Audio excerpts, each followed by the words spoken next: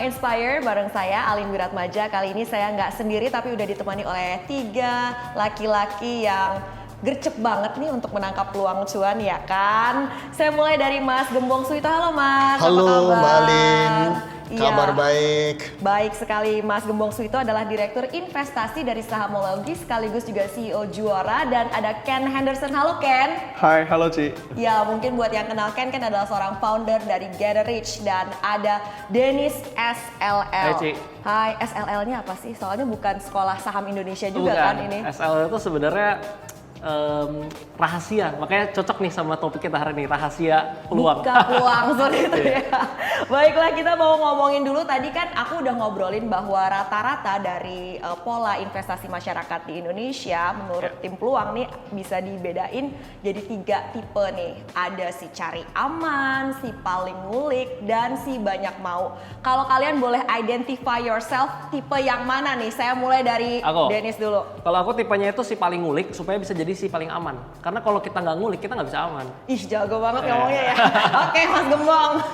Kelihatan wajahnya kayaknya aman ini. Iya, Paling tua soalnya gitu. Kayaknya berlisensi ya. Iya. Diawasi Bapepti dan OJK ya kalau Mas Betul. Gembong. Ini yang kita cari aman-aman, yang penting bisa tidur nyenyak dan jangka panjang. Oh, berarti pasti udah diaktifin nih fitur recurring buy-nya ya kan Pasti. di peluang. Kalau Ken gimana? Which type are you?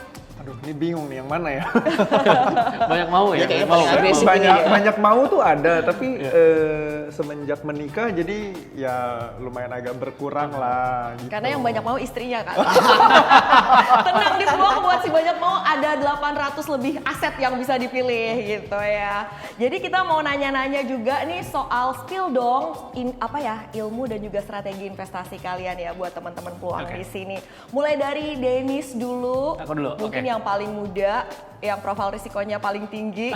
Share dong mengenai investasi atau trading kripto nih, kalau dari point of view kamu kayak gimana strateginya? Oke, untuk kripto ya. Sebenarnya simpel ya, kalau kita ngomongin cryptocurrency secara keseluruhan, yang pertama yang kita harus tahu ini, pertama itu adalah Bitcoin. Jadi kita bukan masuk ke market kripto, habis itu kita, wah beli SIBA cuan 1000%, beli PP cuan 500%. Bukan itu sebenarnya, karena percuma, misalnya kita sama-sama sekarang punya uang 1 miliar. Ini uang 1 miliar ini udah keseluruhan dari aset ya. Pokoknya cuma punya 1 miliar, emangnya berani beli SIBA 1 miliar? Emangnya berani beli PP 1 miliar? Berani nggak? Berani. Enggak lah. Istri saya nanti nggak bisa tidur saya nanti. Kan nggak bisa pulang gitu. Jadi yang kita cari kan bukan itu kan. Jadi yang kita cari itu sebenarnya fundamental dan fungsi asetnya itu seperti apa. Kalau kita cuma lihat orang, wah beli Doge, beli SIBA, wah cuan 100%, 500%, ya jatuhnya semua ya spekulasi. Tapi ketika kita memahami cara kerja kripto sendiri, kita memahami Bitcoin bahwa salah satu bentuk aset yang bisa kita jadikan store of value, itu baru kita bisa invest. Jadi untuk strategi yang pertama yaitu sebelum masuk ke dunia kripto, pelajarin dulu tentang Bitcoin. Nah kalau misalnya kita ngomongin trading, ini kan market yang cukup volatile ya, bukanya 24/7, nggak ada istirahat nih, ya kan.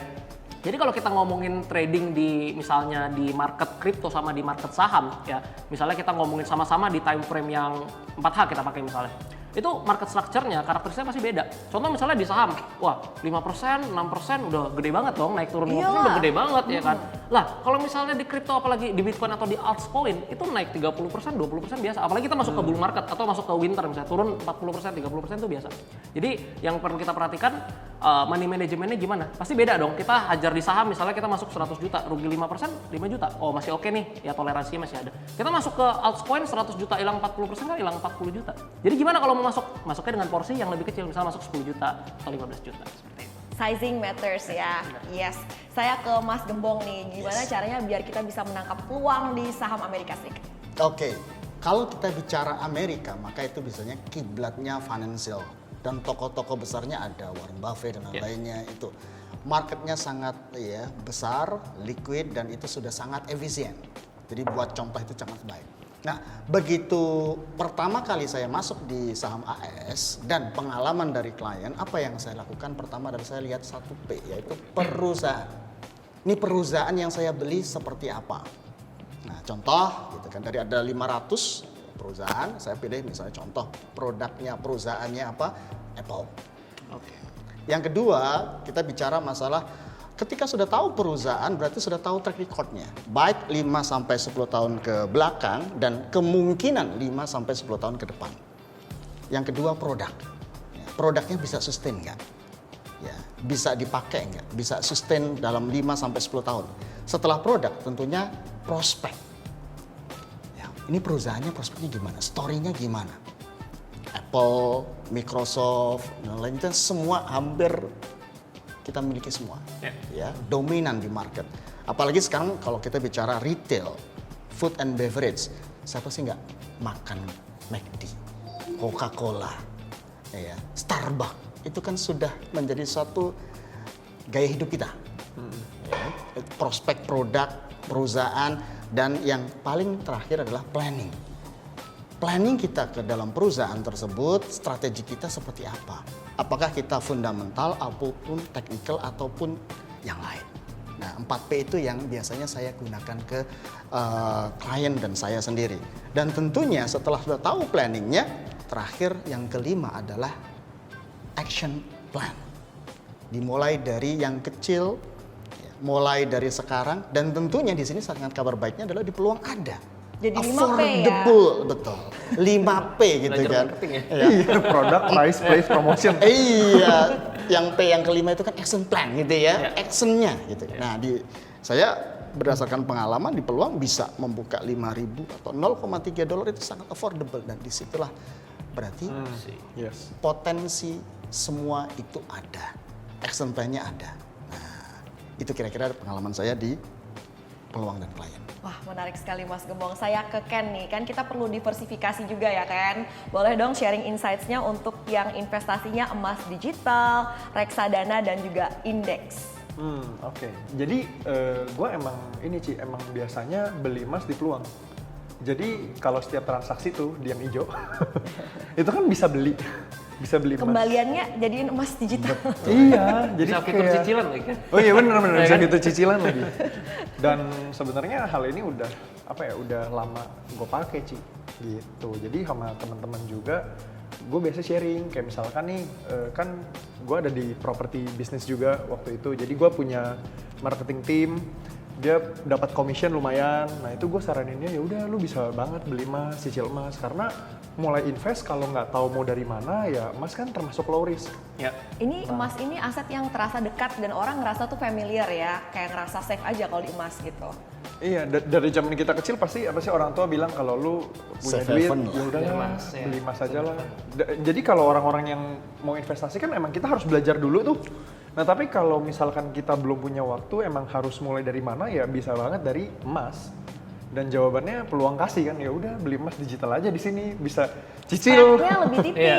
Benar, benar. Sedangkan kalau kita ngomongin spread karena biasanya di fisik ya, kalau emas fisik potongan makin kecil tuh kan harganya makin mahal. Iya. Benar. Nah udah gitu spreadnya boleh dibilang lumayan karena gue juga ada nabung emas 10% yang tuh spreadnya fisik, kalau yang tapi ya boleh dibilang lumayan besar gitu. So kalau mau mulai dari mana ya mulai dari emas, beli di peluang, enaknya itu spreadnya kecil, bisa mulai dari berapa ribu perak gitu kan. Dan buat jangka panjang it's a very good investment. Iya, kita bisa mulai investasi, gak harus nunggu sampai uangnya banyak dulu kayak gitu ya. Seiring kita bangun aset, kita juga bangun habit investasi di peluang kayak gitu. Baik, aku mau ke Dennis lagi. Oke. Sharing dong, menurut kamu apa sih, kan tema kita rahasia Ya. gitu kan, untuk menjadi seorang trader yang baik. Oke, kita kalau ngomongin trader itu sebenarnya simpelnya itu kan nggak cuma di financial market. Kita beli mobil misalnya kita jual kan itu trading juga ya kan. Cuman ini karena kita ngomongin instrumen keuangan, kita ngomongin misalnya gold, kita ngomongin kripto, saham US ya, dan indeks dan lain-lain. Jadi kita ngomongin di financial market. Jadi istilah kita melakukan trading itu nggak bisa cuan terus, nggak bisa profit terus, pasti ada ruginya, malah banyak ruginya. Malah banyak Apakah ruginya. kita harus belajar rugi dulu sebelum kita akhirnya cuan, gimana sih? Iya harus sebenarnya. Karena kalau misalnya dikasih masuknya di 2020, masuk di 2021, nanti jadi besar kepala.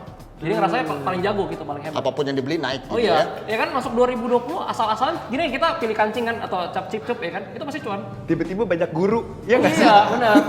Tiba-tiba banyak guru saham. Masa ada guru kan apa. ngapain lu taruh di sana ya kan, taruh di Waduh. reksadana cuannya cuma segini, nih gua udah cuan 30%, muncul kayak gitu semua. Karena ya marketnya lagi bullish, jadi semua ya jenius. Itu bahaya. Jadi sebenarnya harusnya dikasih rugi dulu biar tahu dulu nih market itu wah kalau rugi kayak gini nih.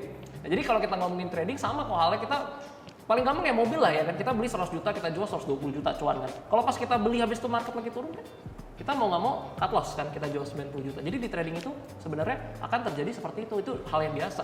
Tapi gimana caranya ketika kita tarik misalnya per kuartal, habis itu per tahun, per semester, hasilnya itu kita bisa dapetin profit. Kalau nggak profit ya jangan trading dong, ngapain ya kan?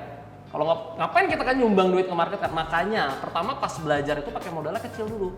Jadi kita pakai modal kecil, jadi ruginya rugi kecil nih, kecil. Belajarnya bukan 1 minggu 2 minggu. Kalau belajar 1 minggu 2 minggu jago, orang pada berhenti kerja semua ya kan. Trading ya kan, trading for living. Bisa nggak trading for living? Bisa, tapi ya berapa orang yang bisa trading for living? Nggak semua orang bisa. Nah jadi kita belajar dulu pakai modal yang kecil, sambil kita belajar, kalau skillnya udah makin meningkat, kita udah berasa makin bisa, baru tambahin modalnya. Nah, tapi ujungnya at the end kita ngapain? Profitnya kita masukin ke investasi. Yeah. Karena ya, kita harus trading terus, cuannya udah makin banyak kan masukin ujungnya ke invest juga. Jadi akhirnya investasinya jadi sebuah kewajiban. Jadi kita side hustle, kita cari profitnya kita masukin supaya investasi kita makin bertumbuh dan kita bisa capai tujuan finansial kita. Meskipun trading nggak boleh dilupain investasinya ya. Nggak boleh. Investasi tetap wajib. Aktifin fitur recurring buy-nya ya, beli Betul. secara rutin. Nah, Beli saya Bitcoin ya. banyak Nggak, pilihan bercanda. asetnya di Peluang ya. Nggak cuma Bitcoin, bisa pilih mau di CE emas, mau di CE saham Amerika Serikat juga bisa. Saya ke Mas Gembong nih. Tadi kan kata Dennis, investasinya nggak boleh dilupain. Kasih tips dong untuk atur keuangan buat mereka yang hodler nih, tim hodler. Ini bicara investasi atau trading itu kan satu cara ya mencapai tujuannya. Cuman kadang orang lupa, ternyata keuangan sekarang itu masih berantakan. Oke. Ya, ibarat kayak fondasi rumah, ternyata lupa. Fondasinya nggak dibangun dulu, langsung pengen atapnya, cepet kaya, cepet lama. Nah, kita pengen sampaikan bahwa tipsnya satu, masa sekarang itu harus di fondasi keuangannya diberesin. Ada 3. Pertama adalah cash flow-nya. Cash flow kita pastikan tiap bulan itu surplus. Ya. Pendapatan dikurangi pengeluaran, surplus. Dari surplus itu kita bangun yang namanya yang paling penting emergency fund atau dana darurat. Untuk uncertain selama 6 bulan ke depan. Kenapa 6 bulan? Karena fakta di lapangan market crash paling lama 6 bulan. Contoh kayak 2020 ya, 2020 crash Maret, April, Mei 3. Biar tabah ya, selagi serong bawah. Iya. Yang paling susah kan bukan waktu naik, tapi ketika turun emosional ya, psikologis masih rasional. Kenapa? Karena ada backup. Merah pun 6 bulan masih sabar. Itu adanya dana darurat. Nah, yang ketiga terkait dengan ada potensi resiko proteksinya. Nah, setelah itu sudah ada, go ahead, agresif. Ya, sesuai dengan tujuan-tujuan keuangan, investment, trading, silahkan. Tapi 3 ini ada, fondasinya ini aman. Itu aman, insya Allah trading itu dengan nyaman. Asik. Kenapa? Karena ada backupnya. Oh, tim cari aman dan nyaman. Mas Gembong nih. Jadi rawat ya guys, jangan langsung beli Bitcoin guys. Dana darurat dulu. Ikutin Pak Gembong kalau dana darurat. Ya nanti baru Bitcoin. Iya. Saat Bitcoin 16.000 orang pada ketakutan. Iya. Tapi sekarang 30.000 orang pada happy gitu. Coba bayangkan ketika sudah punya ya standby 6 bulan. Nah, enak kan? Psikologis kita lebih aman dan tenang. Nah, cari aman. Betul, biar nggak terombang-ambing di market ya. Betul. Ken, katanya kan tunjukkan 5 orang terdekat kamu maka akan bisa kelihatan masa depan kayak gimana. Kita mau ngomong nih sama Ken, gimana sih pentingnya peranan komunitas kalau kita sebagai seorang investor atau seorang trader nih Ken? Gini, biasanya kalau kita sendirian itu rasanya ketika kita trading ataupun investing, dia kan ada unsurnya yang bukan cuma duit, tapi timing. Sama ya Psikologisnya. psikologis. Jadi ada pepatah yang bilang di mana hartamu berada, di situ hatimu berada. Jadi kalau lu salah masuk timing waktunya, terus dia turun dan lu sendirian, pasti lu kayak wah, Iya. pasti ada Emosional. rasa emosinya tuh main banget. Main. Banget. Nah, sebenarnya fungsinya komunitas tuh supaya ketika kita mau buat keputusan, kita tuh bisa nanya dulu sama kiri kanan kita. Ya. Of course, kita ketika mau buat keputusan pasti kita analisa dulu dong. Nah, tapi kan hasil analisa kita belum tentu yang terbaik. Ya, Betul. Jadi kita bisa tukar pikiran sama kiri kanan kita nih. Ya contoh misalkan si Alin, Dennis, Mas Gembong. Ya, gue mau bikin keputusan sesuatu, gue kan bisa nanya dulu ini hasil analisa gue nih. Jangan datang dengan tangan kosong juga ya. Ya. Kita udah analisa, menurut lu Den, gue lihat kayak gini nih hasil analisa gue. Menurut lu ada insight nggak gitu? Nah, Second opinion gitu ya. betul. Jadi dapat opini juga dari teman-teman bisa kasih insight, and then ketika kita bikin keputusan, kan kita merasa, oh ya, gue dapat banyak insight, lebih tenang karena apa? Kan bukan cuma potensi cuannya doang, tapi ada risknya. Kita bisa lebih ukur gitu loh. Ini risknya sampai di mana sih? Apakah gue bisa handle the risk or not? Kalau resikonya terlalu besar ya berarti kan sizing matter tadi kan? Ya, betul. Start small, think big, move fast. Gitu. Asik. Sama satu lagi, ada teman ketika nyangkut bareng-bareng gitu. Jadi kalaupun Jadi ngangkut, nangis bareng. Iya. Kalau naik profit bareng, yuk Ya, makan. ya. Nah, kira-kira itu ada satu penting, satu community gitu. iya memang betul ya. Ke Dennis nih, kita masih bahas soal atur keuangan. Ya. Jadi money management kalau untuk trader tuh kayak gimana sih? Baik pas di market maupun juga money management untuk keuangan pribadi. Oke, kalau untuk keuangan pribadi sih jujur aku nggak bisa ngomong banyak karena aku nggak trading for living kan. Jadi Iya. trading ya trading aja, tapi tetap ada income dari tempat lain. Tapi kalau misalnya mungkin kita bahas dulu ya untuk trading di dalam market ya. Iya. Yang pertama itu sebenarnya yang paling penting itu risk per trade. Itu yang paling penting. Ketimbang kita masuk, kalau kita kan tadi ngomongin sizing ya. Tadi Cialin bilang sizing itu kan penting banget ya. Tapi sebenarnya kalau sizingnya kita udah bagus, kalau misalnya cut loss-nya jaraknya terlalu jauh dan nominal terlalu besar, itu kan juga nggak masuk tuh di hitungan modalnya. Jadi sebenarnya yang lebih enak itu kita pakai risk per trade. Jadi misalnya kita modal 100 juta biar gampang ya pakai nominal. Kita hajar 100 juta nih. Ini memang dana untuk trading ya. Baik di saham, di kripto sama 100 juta. Kita kalau mau sampai ini modal habis nih, kita harus ruginya berapa kali nih? Kalau rugi 100 kali baru habis, berarti kan risk per trade-nya 1 juta, ya kan? Nah sekarang coba teman-teman di sini misalnya atau siapapun gitu ya, aku selalu bilang gitu kan. Coba sekarang kalau di baik kita trading di market apapun banyak kan yang sampai portonya 50% rugi, 60%, 70% pas market lagi bearish. Nah, sedangkan coba sekarang kalau 100 juta ini kita simulasiin, ya misalnya kita tradingin, kita sengajain nih kita mau bikin 100 jutanya rugi sampai sisa 30 juta dengan risk rate per 1 juta per trade. Berarti kan kita harus rugi 70 kali beruntun kan? Rugi 70 kali beruntun baru sisa 30 juta. Sekarang kalau kita mau sengajain rugi 70 kali beruntunnya kagak bisa. Susah lah mau rugi 70 kali. Kita flip coin aja nggak bisa kan 70 kali keluar gambar terus ya kan. Nah, jadi tapi kenapa kok banyak orang yang portonya bisa baru trading 1 bulan hilang 50%? Kenapa? Karena risk per trade-nya itu masuknya all in ya kan, hajar, habis itu nggak pakai stop loss. Jangan all in gerak aja. Contoh fitur ini deh, fitur leverage-nya di peluang, ya kan? Iya. Kan aku juga pakai kan. Iya. Aku juga bilang di community ya kan teman-teman yang hajar ke saham US ya trading, pakai leverage pakai aja gitu. Cuman kali 2 kok itu membantu banget gitu, ya kan? Membantu, tapi buat orang yang nggak ngerti jadi bahaya. Makanya di 2 kali itu menurut aku angka yang pas. Coba dikasih 100 kali mau margin call semua orang. Ya kan? Kalau 2 kali masih oke lah, karena 2 kali kan nggak terlalu besar gimana. Itu membantu nggak? Oh sangat membantu. Tapi kalau dipakainya nggak ngerti, hajar langsung all in, nggak pakai stop loss gitu kan. Ya habis. Karena saham US kita bilang, wah tahun ini kan enak nih kebetulan ya. Ini kan 2023 Nasdaq sama S&P-nya rebound ya kan. Nvidia-nya naik 200% ya kan. Coba tahun lalu ya kan, banyak saham-saham blue chip, saham-saham tech stock yang gede, big tech gitu ya. Itu turun 40%, 60%. Kalau turun 50% pakai leverage kali 2 kan habis tuh modal. Iya dong kan simpelnya ya kan all in kan kali 2 habis. Jadi bagus atau enggak? Bagus banget kita manfaatin kalau kita ngerti. Dan yang kita harus perhatikan yang paling penting itu ternyata tadi risk per trade-nya. Itu untuk money management. Yang kedua ya, kalau untuk kehidupan ya, satu statement yang paling aku suka, kalau belum di WD itu belum jadi profit. Karena masih cuma di angka. Jadi banyak banget aku ketemu trader-trader teman-teman yang karena agresif analisanya jago segala macam, satu malam trading modal misalnya $1.000 bisa jadi $2.000, $3.000 udah banyak ya. Tapi margin call-nya udah sering gitu. Ruginya juga banyak. Nah, jadi kalau misalnya kita memang udah trading dengan modal 100 juta sama 1 M itu beda jauh banget. Kenapa 100 juta? Nih kita mau agresif di akun 100 juta nih ya. Kita mau hajar, kita masuk satu trade misalnya 50 juta, rugi 10% kan 5 juta. Nah kalau kita uang 1M kita masuk 500 juta, rugi 10% 50 juta hilang. Beda lah, beda jauh kan 5 juta sama 50 juta. Nah itu yang harus kita perhatikan. Jadi pas modal mau naik, modal mau meningkat ya, itu strateginya kalkulator di Excel. Jangan-jangan banyak loh trader yang nggak pakai kalkulator di Excel kan, masih asal pencet aja gitu kan. Jadi itu yang kita harus Feeling based trading ya. Jadi kita harus perhatikan, kita harus tahu ya kalau misalnya memang belum pantas untuk naikin modalnya, WD profitnya masukin ke porto invest balik lagi.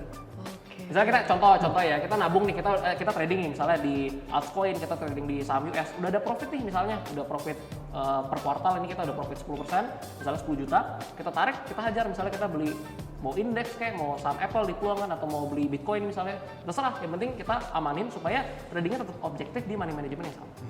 Nice banget.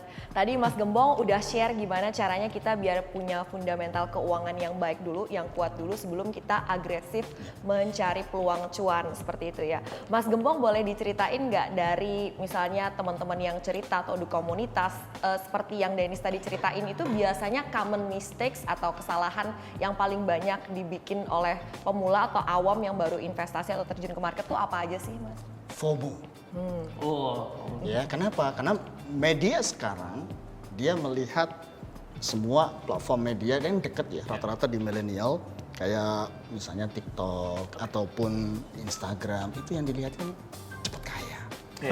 Hijau-hijau gitu kan? Flexing. Kalau dia bisa, seharusnya saya bisa.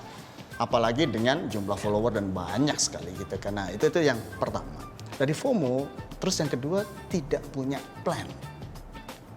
Tidak punya strategi terkait dengan produk yang dipilih, bagaimana strateginya, money managementnya.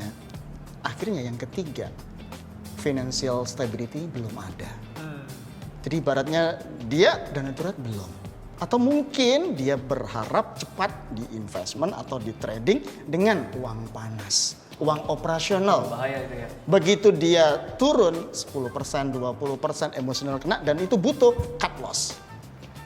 Biasanya 3 hal yang kita temui di market terkait dengan mistiknya itu.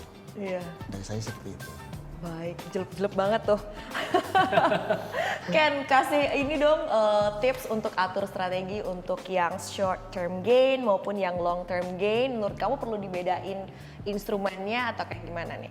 Oke, mungkin aku gue nyambung dari Dennis deh. Tadi kan Dennis bilang ya kita boleh dibilang diversifikasi risk juga ya. Dari yang Dennis bilang tuh kalau gue sebutnya save the profit. Jadi abis lu trading, cuannya itu ya lu geser ke yang lebih rendah risknya. Buat invest misalnya. Iya ya buat invest gitu. Jadi yang Gue setuju. Cuan di kripto pindahin ke indeks kayak gitu ya? ya bisa ataupun yang mau kalau misalkan kan orang punya resiko profil bisa beda-beda tuh. Ada yang ngerasa sebenarnya ya dia low risk tapi untuk ngejar return ya dia mau nggak mau harus pelajarin yang lebih high risk supaya dapat high return. Tapi begitu dapat return, nah begitu size-nya jadi besar terus Langsung beda psikologisnya. psikologisnya tuh beda dan yang paling bikin orang salah adalah ketika dia euforia. Ya. Karena berapa kali trade, gila cuan terus nih. Oh iya. Lebih besar maksudnya. Egonya ke Main. apa ya bilangnya ya, kayak kita lagi di atas awan rasanya. Dan to be honest, gue juga pernah ngalamin itu pas di awal-awal ya. Dulu pas sebelum nikah, jauh sebelum nikah tuh gue trader banget. Banget. Jadi kayak wah emosinya tuh sangat-sangat apa ya. Ada lah maksudnya berasa di atas awan gitu. Pernah rugi juga pernah. Dan jadi kalau balik lagi ke pertanyaan Ci Alin tadi, kalau ngatur short term sama long term gimana? Yang tadi pasti satu tuh yang tadi Dennis sudah bilang, save the profit. Kita kalau main short term berarti kita trading, profitnya kita geser ke yang low risk gitu. Nah kalau untuk yang investment lebih long term, sebenarnya kan yang penting ini yang tadi Mas Gembong udah cerita, berapa P tadi? 5P ya? Gitu, jadi ya kita udah tahu perusahaannya seperti apa, udah cek, analisa sih sebenarnya. Ya mungkin kalau ngutip dari Pak LKH kan jadi sleeping investor tuh, tapi kan sleeping ada bangunnya juga, kalau sleeping terus meninggal. Meninggal namanya. Ada bangun di mana kita mesti lihat nih gimana sih kondisi perusahaannya, keuangannya gimana, profit atau enggak, performanya gimana, dia punya potensi di masa depan nih, pertumbuhannya gimana. ada USP dibanding dengan kompetitor lain atau enggak, dan seterusnya. Makasih Mas Gembong, Ken, dan Dennis untuk sharing tips and trik peluang cuannya. Dan buat kamu yang menyaksikan Peluang Inspire dan terinspirasi memulai perjalanan investasi kamu, bisa download Peluang dan registrasi dengan kode ADA Peluang karena kamu berkesempatan mendapatkan hadiah hingga 1 juta rupiah. Langsung aja klik website peluang.com dan kunjungi sosial media Peluang. Saya Alin Wiratmaya, jangan lupa saksikan terus keseruan di Peluang Inspire untuk mendapatkan inspirasi peluang cuan kamu. Sampai jumpa.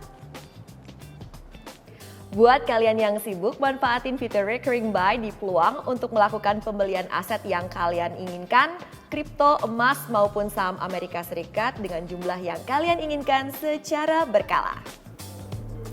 Nggak perlu expert untuk bisa mulai trading di Peluang, ada fitur signal untuk mempermudah kalian dalam menentukan keputusan trading tanpa perlu satu persatu memonitor pergerakan aset maupun juga pasar. Rekomendasi analis dari para ahli serta data tren industri terkini kami berikan. Simpelnya nih, kamu akan dapat signal seperti 80% analis merekomendasikan kamu untuk beli atau jual saham tertentu.